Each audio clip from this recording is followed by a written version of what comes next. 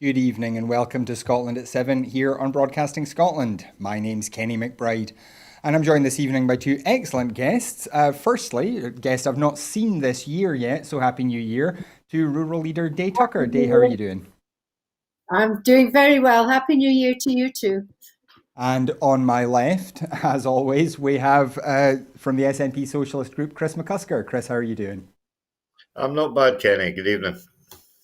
Well, a very good evening to both of you. And we start this evening, as we always do, with our coronavirus statistics update. And as of 2 p.m. today, a total of 1,467,614 people in Scotland have been tested through NHS Scotland labs and UK government regional testing centres since the start of the pandemic.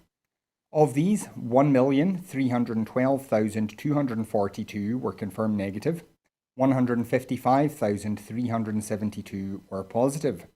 There were 1,949 new confirmed cases of COVID-19 in Scotland today, and sadly, there were 79 new reported deaths.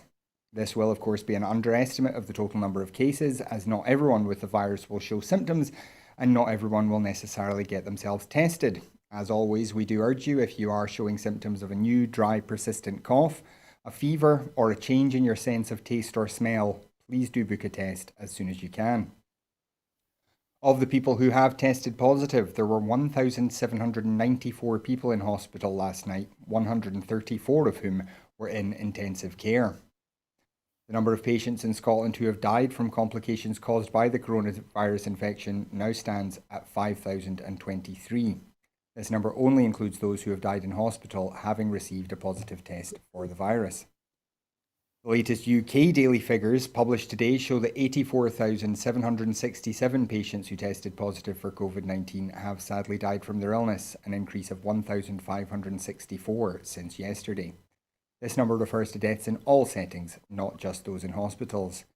This is another record daily increase of COVID-related deaths in the UK. And as at the 10th of January, 7,074 deaths have been registered in Scotland where the novel coronavirus was mentioned on the death certificate, according to statistics published by National Records of Scotland today. In the week from the 4th to the 10th of January, which is week 1 of the new year for statisticians, 384 deaths were registered that mentioned COVID-19 on the death certificate. This is an increase of 197 from the previous week. The statistics for the week show that 73% of the 384 deaths were of people aged 75 and over, and 9% were aged under 65. These figures may be distorted by register offices catching up on deaths that occurred during the holiday period. Next week's NRS report will analyse dates when deaths actually happened, giving a clearer picture of the trend in Scotland at the end of 2020 and the beginning of this year. And before we go on with the rest of today's news, if you would like to join the conversation here, you can do so on Twitter by following us at Broadcast Scot and using the hashtag Scotland at 7. As you can see, we'll be flashing those tweets up on the screen throughout the show, so do please get in touch. And also, if you're one of the people who watches us on catch up, then do please still tweet about us. Let us know that you are watching. Let us know what parts of the show you're particularly interested in. It's always useful for us to know what you think. For our first story tonight, further measures to help stop the spread of coronavirus and limit non-essential contact will be introduced this weekend. The measures were announced in a statement to Parliament this afternoon by First Minister Nicola Sturgeon. Nobody who lives in a level 4 area should leave or remain outside their home except for essential purposes. Working from home arrangements will be strengthened through updated statutory guidance. Working from home should now be the default position for all businesses and services, and only those who absolutely cannot do their job from home should be asked to go into the workplace. From Saturday, non-essential click and collect retail services will be prohibited in level 4 areas, and further changes will be put in place to how services open for essential purposes operate. Time slots will be required for collection, and people should not enter a store to collect an item. Businesses providing takeaway food will also operate on a non-entry basis only, meaning customers cannot enter the premises when placing or collecting orders.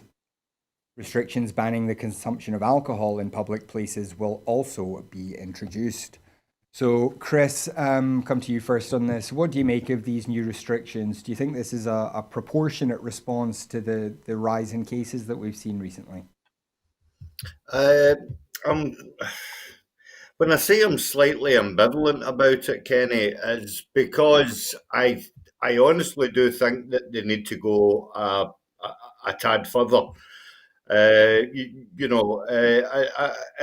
struck me the other day there when I was listening to James O'Brien that Priti Patel was interviewed at one of the COVID briefings, and a gentleman put the question to her, why are things being relaxed when deaths are going up, and when deaths were low back in March last year, the restrictions were tighter.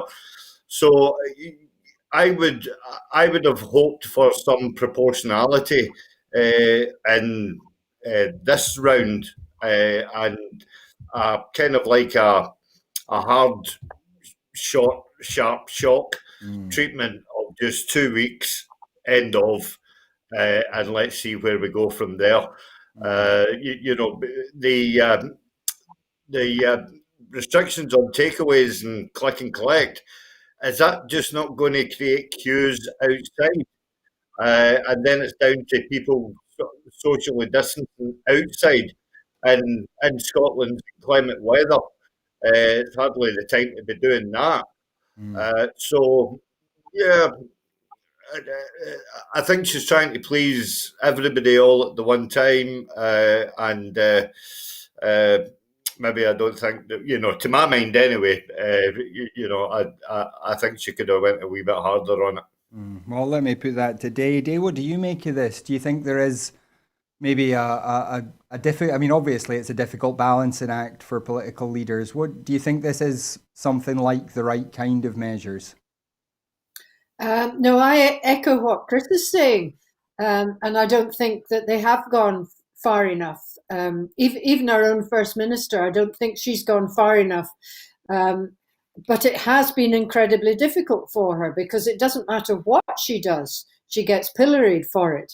And the opposition have been driving all the time to release the measures because they're only focusing on the businesses. But it's really good to see some businesses are actually volunteering to close because they know how serious the situation is. Mm. Yeah, I mean, certainly it's a difficult judgment call to make, but we will move on just now. And here in Glasgow, the Archbishop of Glasgow, Philip Tartaglia, has died suddenly at his home in Glasgow. He was 70 years old. Archbishop Archbishop Tartaglia, who has served as Archbishop of Glasgow since 2012, had tested positive for COVID-19 shortly after Christmas and was self-isolating at home. The cause of death is not yet clear. The President of the Bishops' Conference of Scotland, Bishop Hugh Gilbert, has issued the following statement. It is with the deepest sadness that we have learned today on the feast of St Kentigern of the death of our brother bishop and friend Philip Tartaglia. His loss to his family, his clergy, and the people of the Archdiocese of Glasgow will be immeasurable, but for the entire Church in Scotland, this is a day of immense loss and sadness. He was a gentle, caring, and warm-hearted pastor who combined compassion with a piercing intellect. His contribution to the work of the Bishops' Conference of Scotland over the past 16 years was significant, and we will miss his wisdom, wit, and robust Catholic spirit very much. On behalf of the Bishops of Scotland, we commend his soul into the hands of God and pray that he may enjoy eternal rest. Chris, I know you're not a practicing Catholic, but this is still sad news for everyone who knew the Archbishop, isn't it? It's very sad, and it's particularly sad to myself because he confirmed both my children, both my sons, at St Joseph's Roman Catholic Church in Clarkson. So I had the pleasure of chatting to him on both of those occasions. He was a man that had an awful lot of time for, just idle chat. Not idle chat, but he had time for his parishioners, people that wanted to chat with him. So it is very sad. It's worth pointing out as well that St Kentigern is also known as St Mungo, who is the patron saint of Glasgow. So in that respect, it's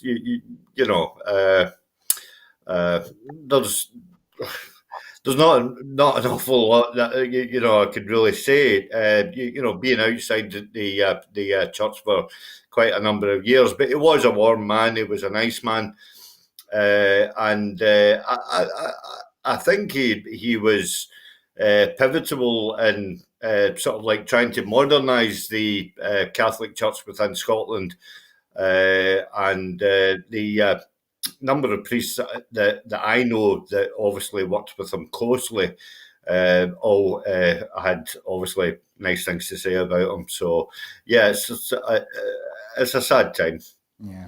Yeah, Daye, I mean, I don't know if you would have known the Archbishop at all, but everybody who knew him, everybody who worked with him does have very fond words to say of him. He was very well liked by pretty much everybody that knew him.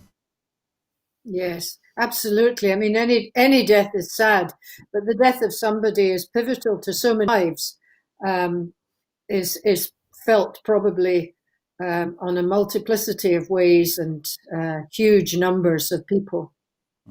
Yeah. So we do obviously wish the best to his family. I know his sister very slightly, so our very best wishes go out to all of his family, both his blood family and his religious family as well. Well, we move now to the United States, and as the US House of Representatives neared a vote today to impeach President Donald Trump, Republican leaders in the Senate weighed whether to launch a trial on Friday to consider removing him from office, a source familiar with the deliberations said, though no final decision has yet been reached. With only a week remaining in Trump's tumultuous 4-year term, an immediate trial could allow the Senate to vote on whether to oust him before he leaves the White House and Democratic President-elect Joe Biden takes office on January 20th.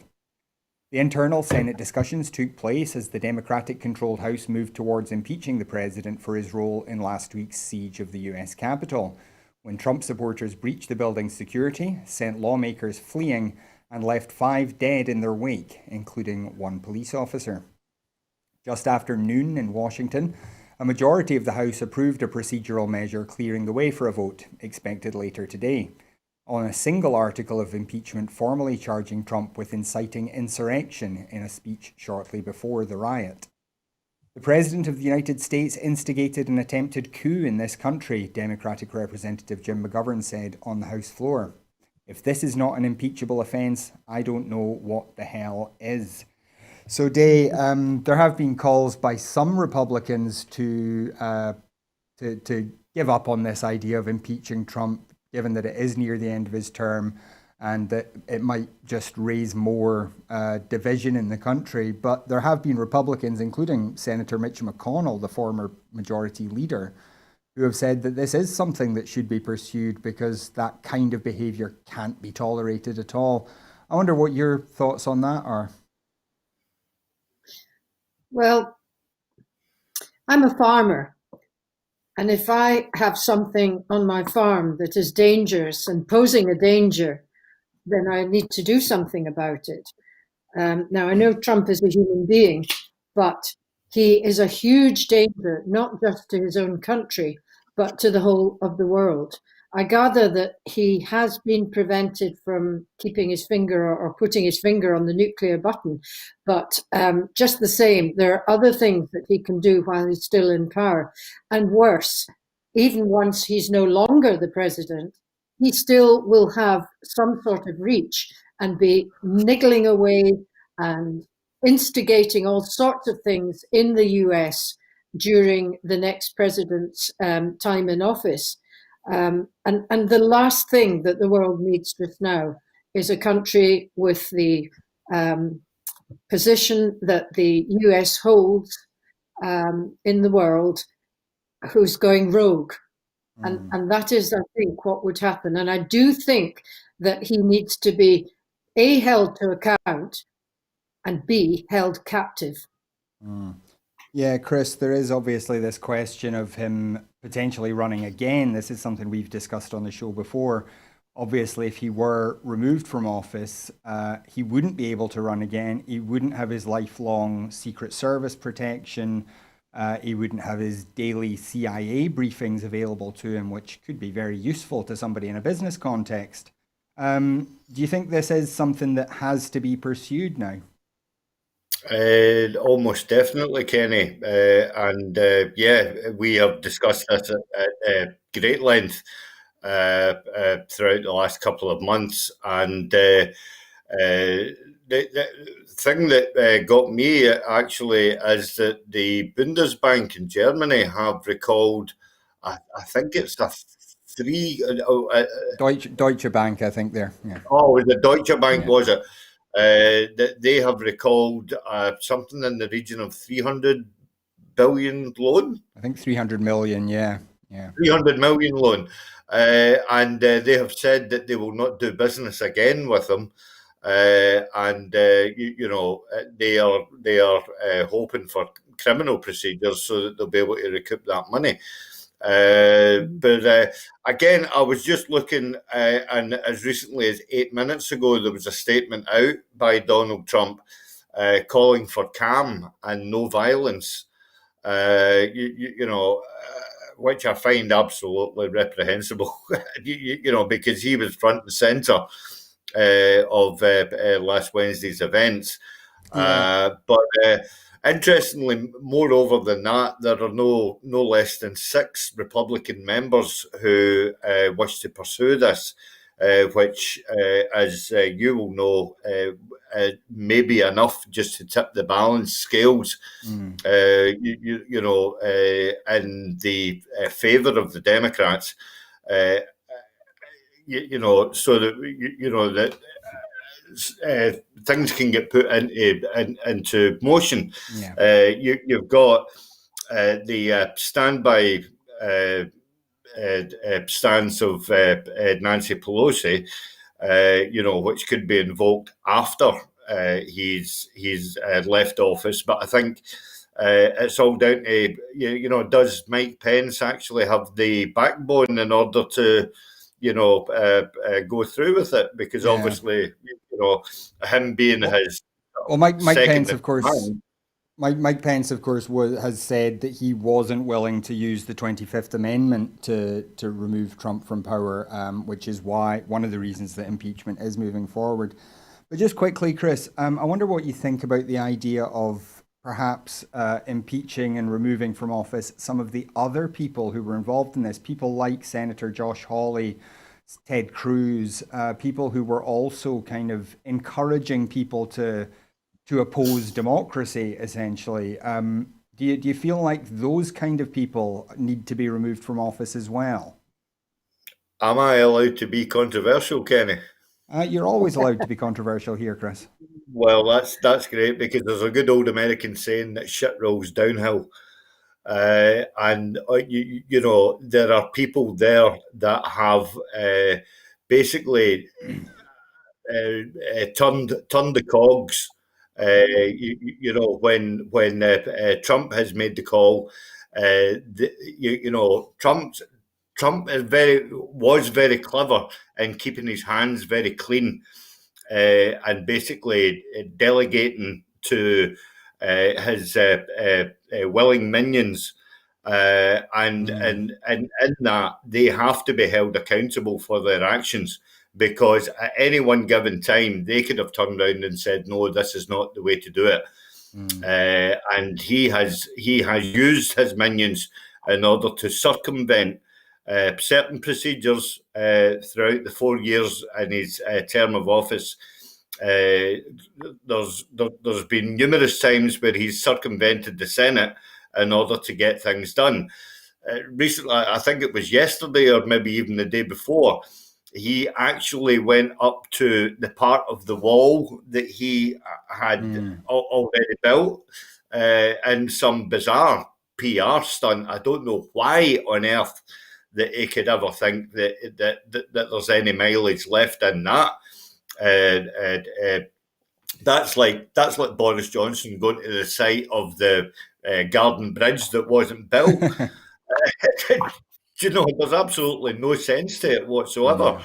So yeah, I would strongly advocate that these people are brought to account, and they have to answer, for their actions. Well, we will obviously keep an eye on this story as it develops over the next few days. Well, we move on just now, and the SNP's Shadow Chancellor has sponsored a bill that would require the UK government to fill the gaps in the available coronavirus support and bring forward a financial package for the excluded 3 million. Alison Thewlis MP, the co-chair of the excluded UK all-party parliamentary group, has raised concerns for the welfare of those who have been left behind and excluded for 10 months from coronavirus support brought in by the UK government at the beginning of the pandemic. In December, the SNP were made aware of 8 people who had taken their own lives who were known to Excluded UK, an organisation that represents the millions of self-employed people who have lost work due to the pandemic but have not qualified for financial support from the UK government. The SNP has said that while other countries across the EU have delivered much needed support for the self-employed, Boris Johnson and the UK Cabinet have failed miserably on the issue. Now, Daye, this obviously it's a huge number of people in a wide range of industries, and they've all kind of fallen through the gaps for various different reasons. What do you think it is that's stopping the UK government from seeing them and putting something in place for them? Well, lack of caring, the lack of humanity. That they just don't care. Interestingly, us rural leaders, Scottish Enterprise rural leaders, of which I'm one, I think there's over 600 of us, we've just been given funding by the Scottish Government to help people within our community areas who have lost their jobs through Brexit or through the effects of Brexit, to try and help them to seek new employment, new skills, and whatever, and basically to mentor them and signpost them to try and help them. And the funding includes a full package of monies to those people. We've also been given, well, it's not from them, but Scottish Government have given money to the rural areas for apprentices, £5,000 for 16-year-olds. The other funding is for 25-year-olds upwards. So again, Scotland is trying to mend the gaps or fill the gaps that the UK government is leaving behind. But back to your original question, why would they allow, for instance, these dreadful lunch packs or breakfast packs or whatever they are, little bits of fruit and odds and sods in a box, to be used to be given to children and pretend that it's for 5 days feeding? Yeah, very good questions, Daye. Not ones I think that we'll get an answer for on tonight's show. But we do move on now to, as you were talking about there, Brexit. And Ian Blackford MP has called on the Prime Minister to provide Scottish businesses with Brexit compensation after revealing hardships faced by the Scottish fishing industry, including a seafood distributor who has lost £40,000 worth of fresh food overnight due to Brexit red tape. Speaking at Prime Minister's questions, the SNP Westminster leader said a producer and exporter of shellfish in his constituency was experiencing his worst nightmare when his lorry of fresh, high-quality produce travelling to France had faced red tape and delays, meaning the produce could not be sold. The £40,000 worth of produce was to be income for over 100 local families. Seafood Scotland has said all the extra red tape is an almost impossible task, and it has forced ferry operators to pause load deliveries to the continent.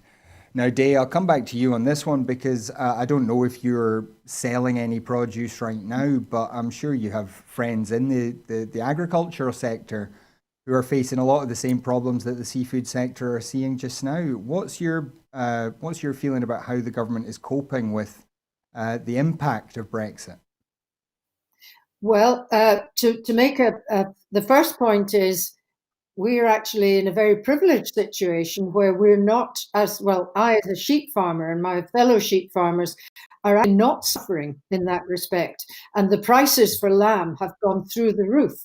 One can only assume that this is because of blockages at the borders of imported meats.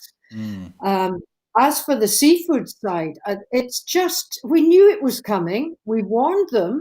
They were warned as far back as 2016, and neither the fishermen nor the government listened. And still you're getting people who are in favour of Brexit trying to make excuses, and they're blaming the Scottish government for the hold-ups. But we all knew that that's what would happen. The EU would get blamed, Scottish government would get blamed, Welsh government would get blamed. Of course, it was nothing to do with you voting for Brexit, was it? And Chris, as Ian Blackford said, there are whole businesses that could collapse just on the delays that they're facing just now. Do you think there's anything that the Scottish government can do to kind of cover these gaps? Or do you think this is something that A, has to come from the UK government, and B, isn't really going to be solved until some sort of renegotiation of our trade terms with the EU are arranged? Well, I mean, when is the time for renegotiation, Kenny?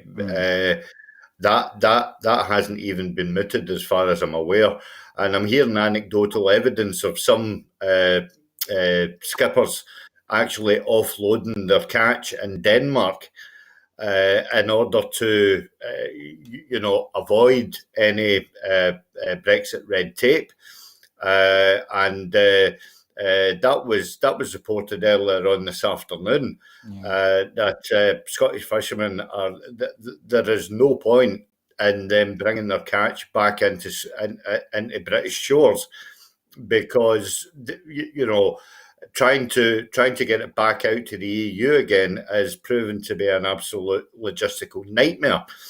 And I honestly feel, and I would really like some of the viewers to actually tweet in about this, because it's not about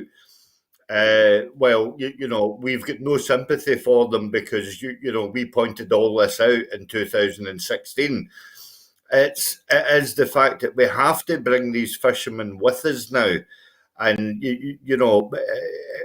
what they're currently facing now can be avoided, with a positive yes vote, in the upcoming elections, and and then further on to IndyRef, because the only way that these fishermen are going to, find parity of esteem with their colleagues in the EU is to actually be in the EU. Trading against the EU was always going to be fraught with danger, and they were never going to get a better deal than the CFP were currently offering at this moment in time. Now, I have to point out an article that I think was in the RTE news, where the EU have actually given Southern Ireland £1 billion in order to offset the effects of Brexit. And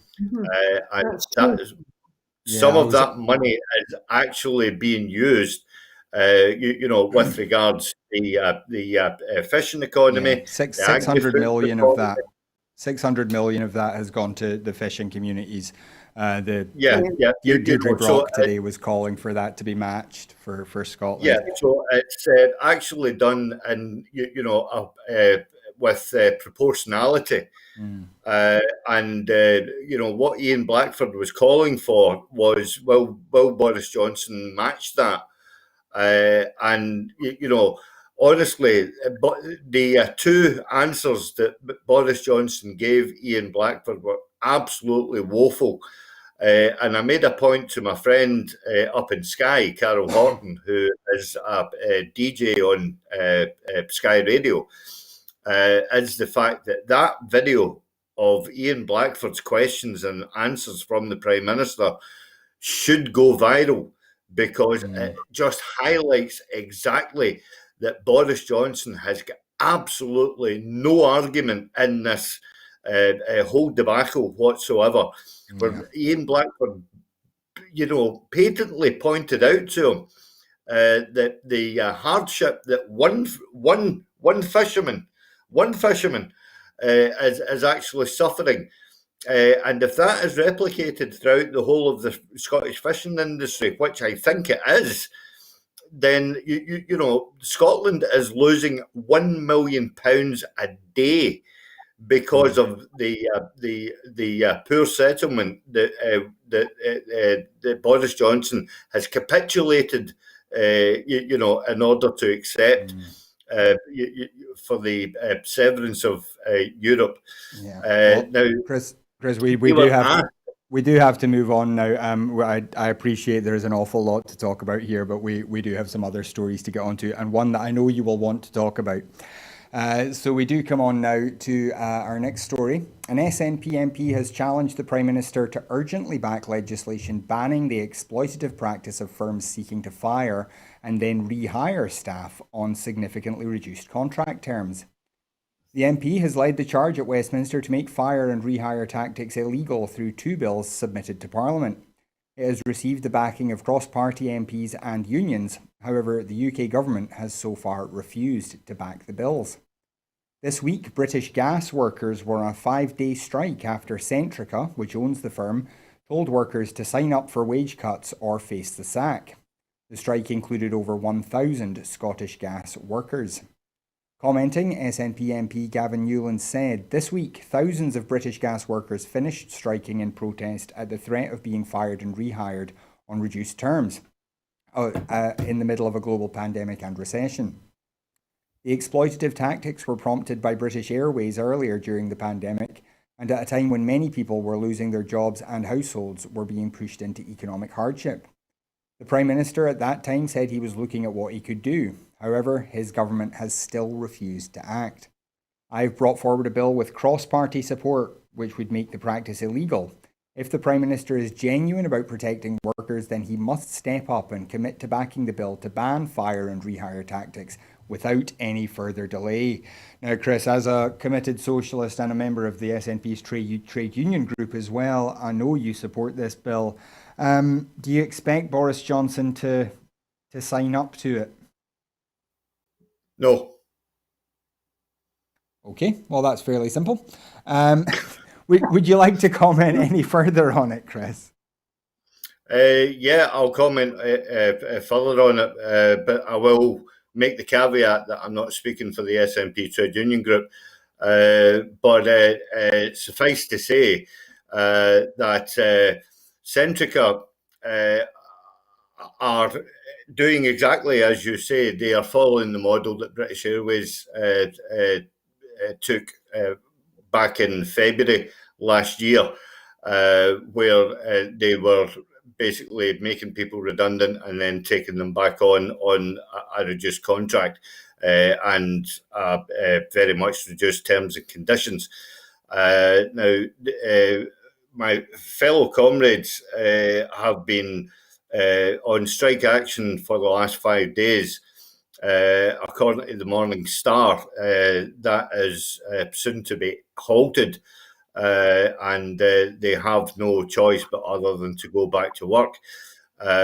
What pains me is the fact that because of the ramifications surrounding furlough, as well as the fact that they have been very much been forced into going back to work in order to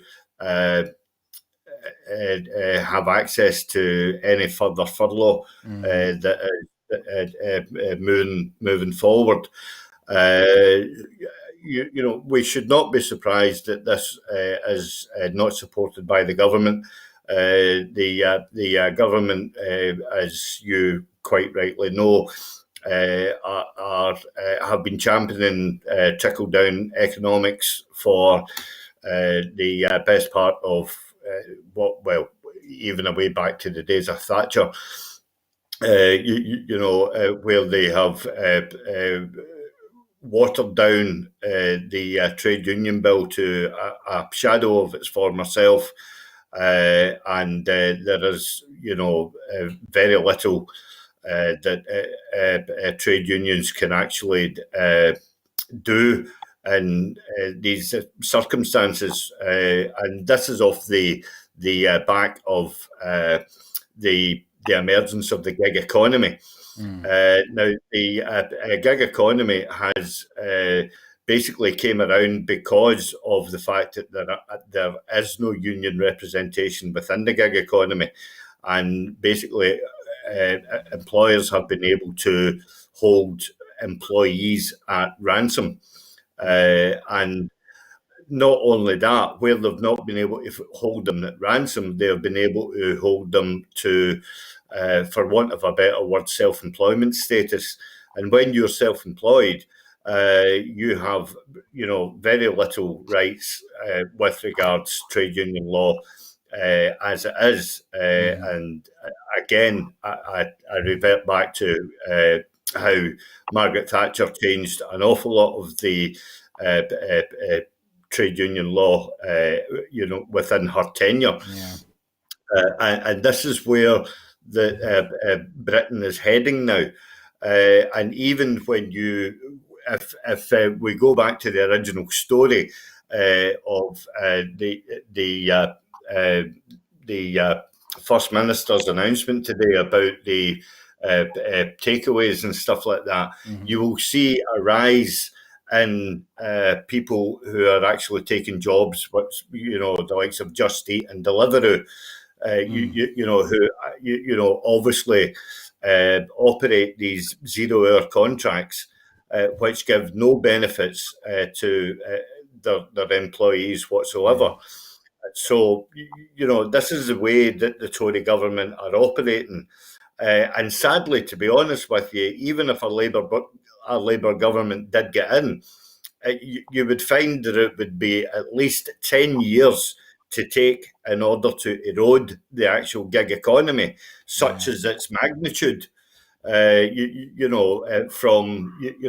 the likes of top conglomerates of Amazon right down to the smaller operatives of what you could possibly call a kebab shop or a fish and chip shop. Chris, I do have to interrupt you again. I appreciate this is something you care a lot about, but we do have other stories to get to again. Another one that I'm sure you'll have something to say about.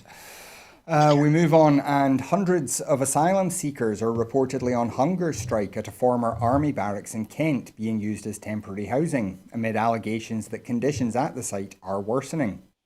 About 400 men are being held at the Napier Barracks site near Folkestone, which has been used as temporary accommodation since September and has faced calls for closure after allegations of cover-ups, poor access to healthcare and legal advice, and overcrowded conditions. On Monday, about 350 of the men went on hunger strike at the barracks in protest at lack of information on their asylum claims, the impact of crowding on their risk of catching COVID-19, and poor hygiene, volunteers have said. Videos and pictures show broken toilets and out-of-order sinks in the bathrooms. Some men are refusing to sleep indoors and are outside in freezing temperatures in sleeping bags, while The Guardian has also reported that at least 2 men have attempted suicide there in the last week. Kent Police was called to assist the South East Coast Ambulance Service with a medical incident at around 2 p.m. on the 8th of January. Dozens of residents staged a protest at the gates of the barracks yesterday, shouting freedom and hoisting banners with warnings about lack of social distancing and mental health problems as police officers watched. Now, Daye, just quite quickly, I mean, this is a horrible situation. Again, what do you think is going on with the way that the Home Office treats asylum seekers?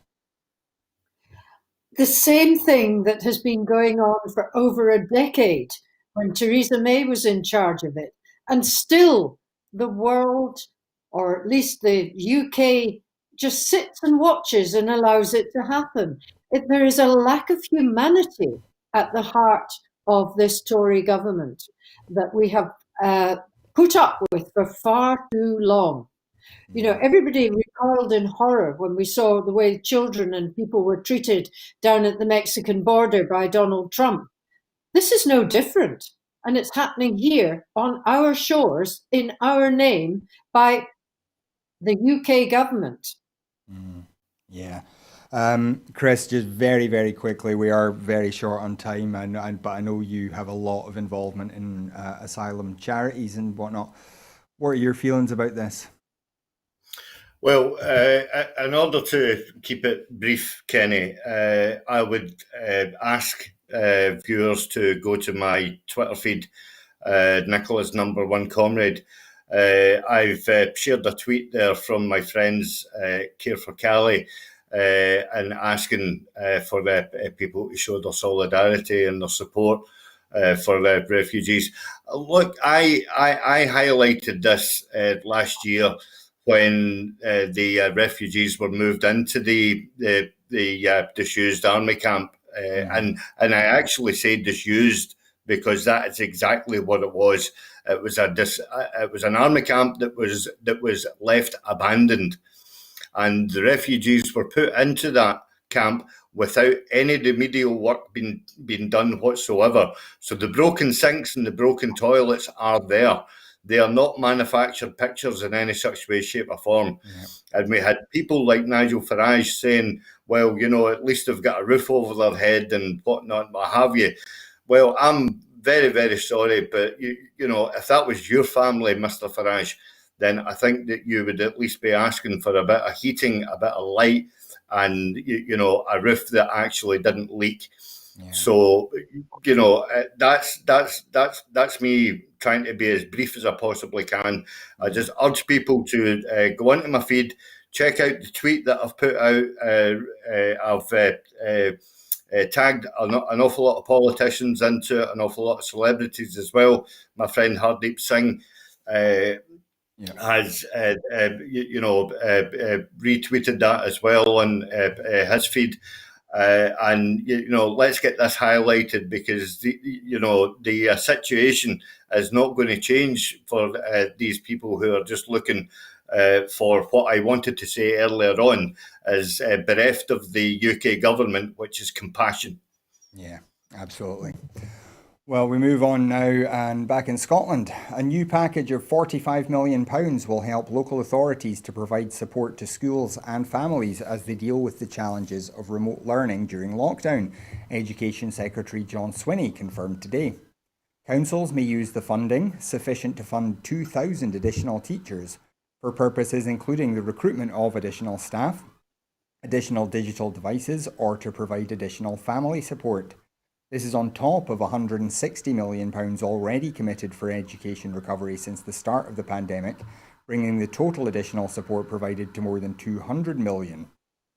Private and third sector daycare of children settings will also receive almost £4 million in temporary financial support. Mr. Swinney has also asked Her Majesty's Inspectors of Education to commence with a national review of the quality and effectiveness of remote learning across the country, with the first report due to be published next Friday, the 22nd of January. So, Daye, just quickly, this is obviously a big challenge for families and for teachers. Do you feel like the Scottish Government is doing enough to support people to get through this? To be honest, I don't know exactly how much they are doing, but I would imagine that the spirit of what they're trying to do is there. They will want to do the very best and try and get the stuff out. We could have some more help from the voluntary sector as well, because there must be masses of us who have more than one computer, or more than one iPad, or more than one phone, where the youngsters could get access to that. Just to tell you a tale of a friend of mine he used to work for RET, Royal Highland Education Trust, so he's used to teaching children, and he lives on his father's farm, and he's now a primary teacher, and he tweeted the other day on Twitter. He said, "We had a great spelling lesson, but I had to interrupt it to go and calve a cow." Now, What a learning opportunity for those children. You don't just have to stick to the same old thing all the time.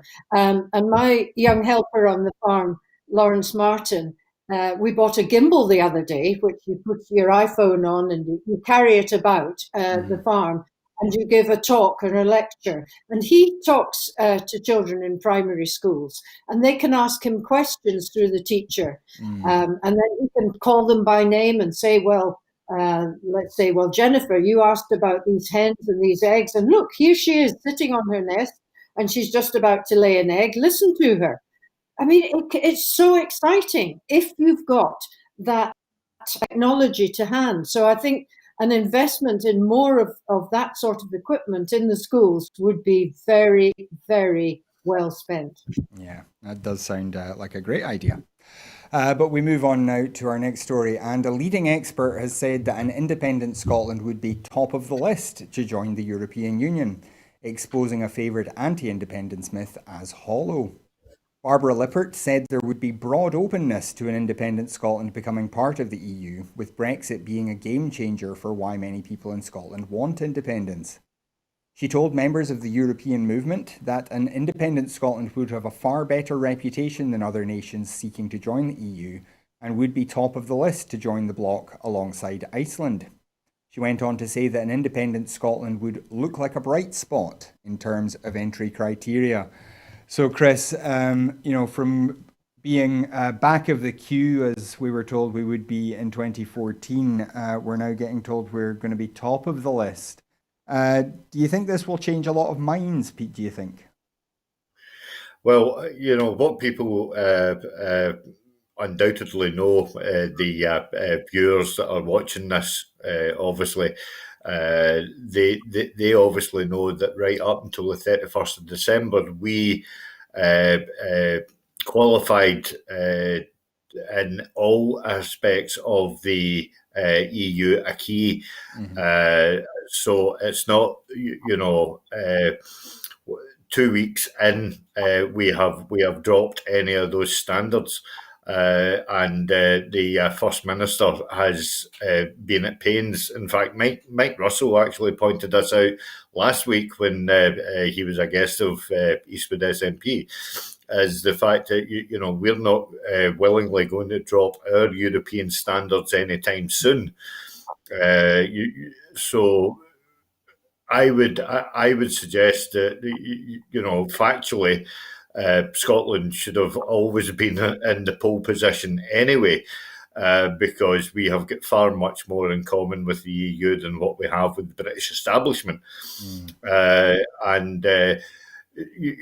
What we have to do is we have to look at how Ireland.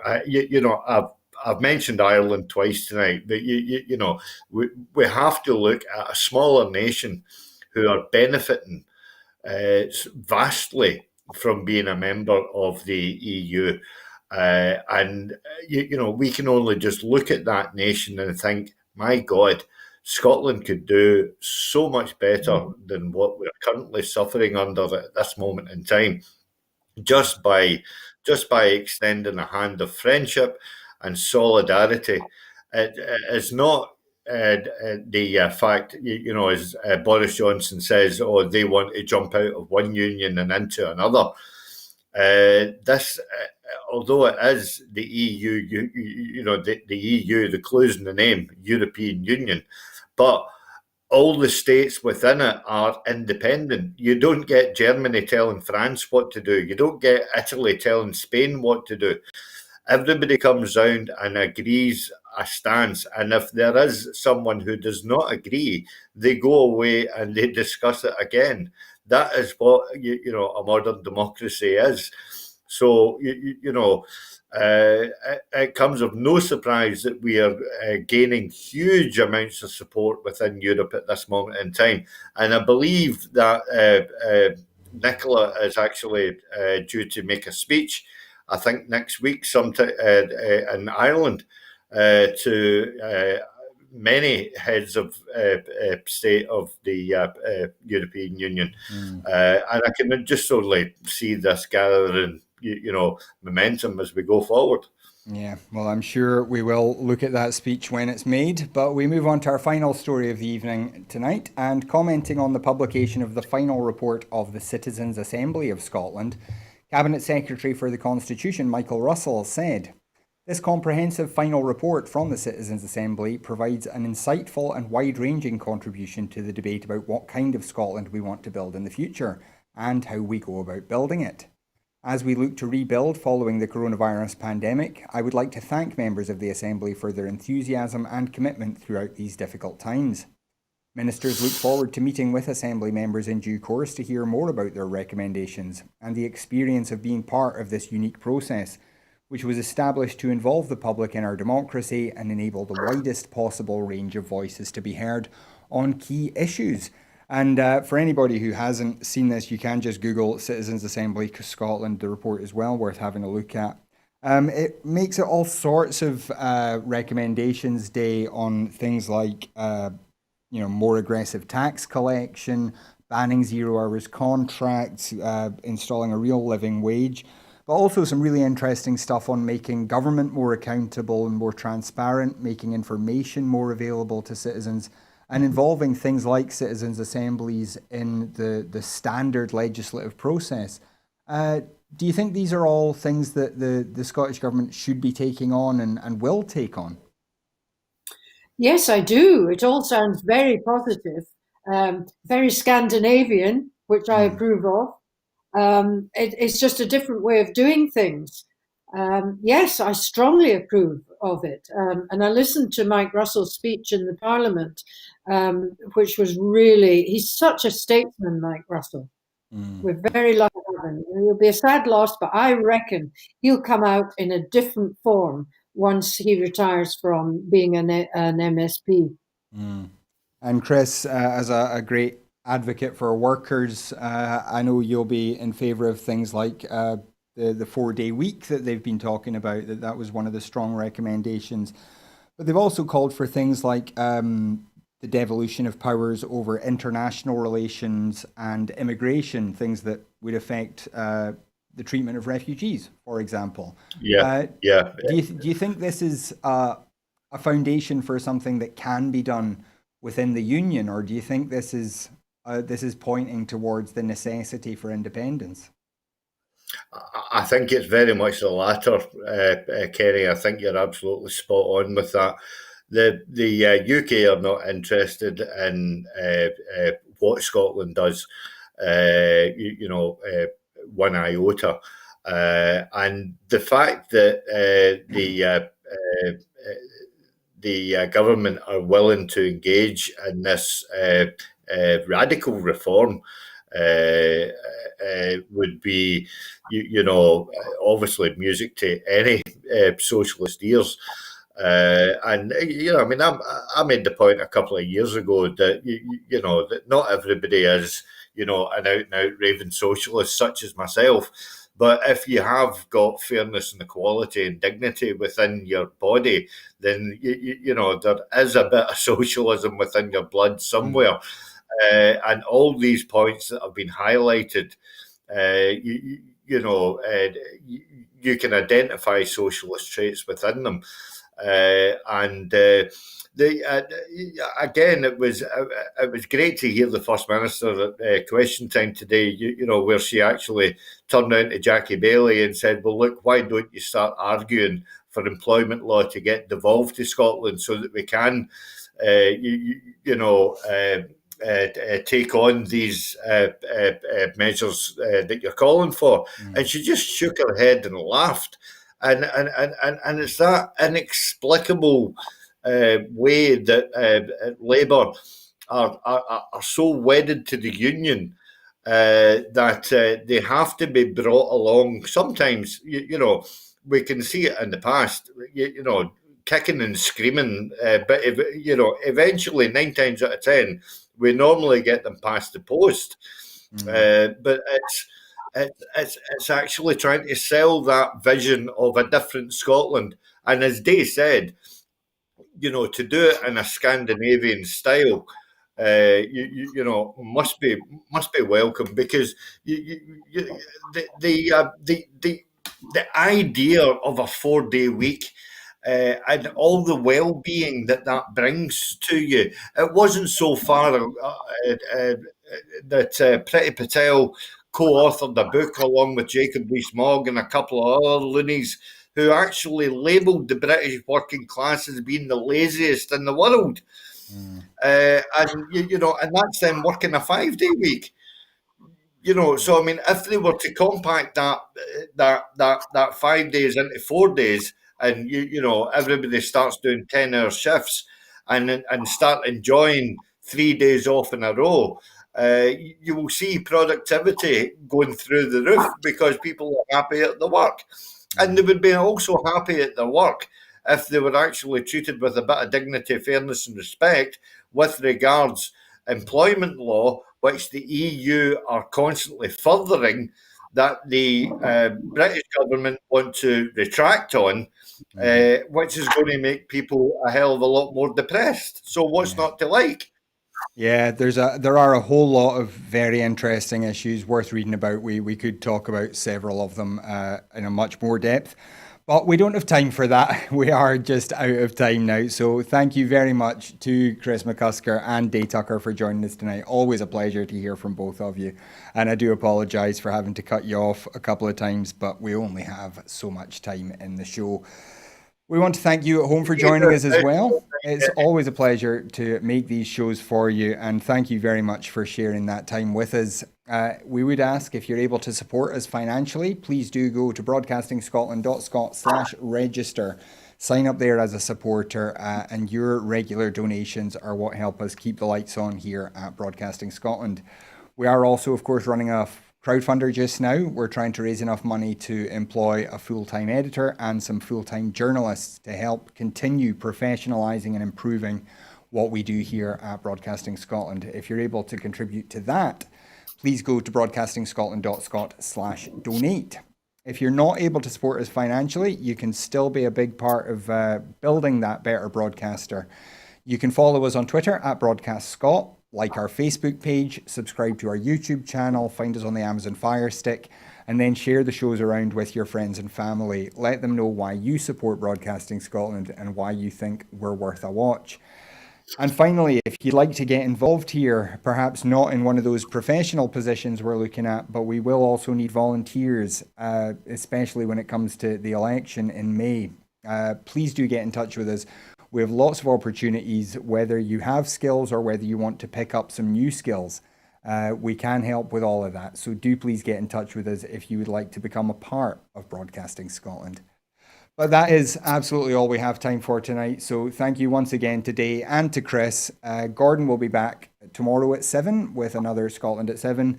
I'll be back on Friday. But until then, thank you very much for joining us and have a great night. Good night. Bye.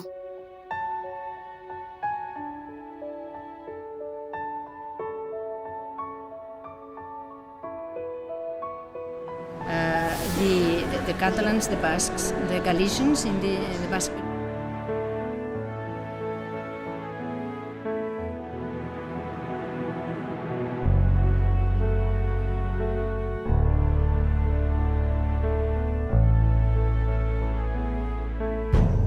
An independent future for Scotland.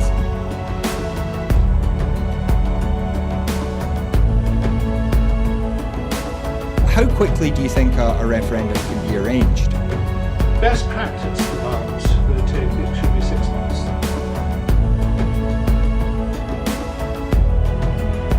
Just looking at the overall share numbers for Scotland at the moment, the SNP 46.4%.